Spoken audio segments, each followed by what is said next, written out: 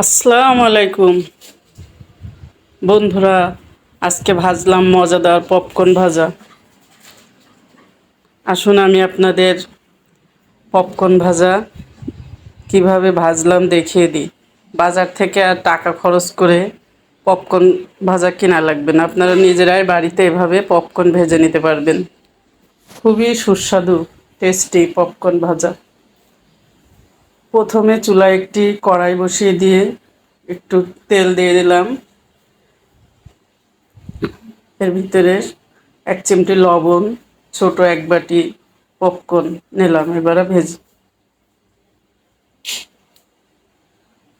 চুলায় দিয়ে দিলাম। এখন এটা সুন্দর করে নাড়াচাড়া করতে হবে। নাড়াচাড়া করে যখন একটা দুটো ফোটা শুরু করবে তখনই ঢাকনা দিয়ে ঢেকে দিতে হবে।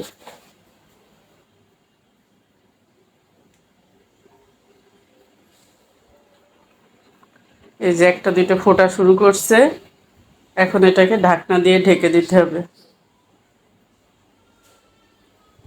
এই যে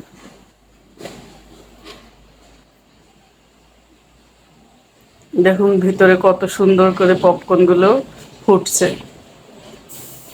এগুলো ভাজতে একটু নাড়াচাড়া করে দিতে হবে যেন সবগুলো পপকর্ন সুন্দর করে ফুটে যায়।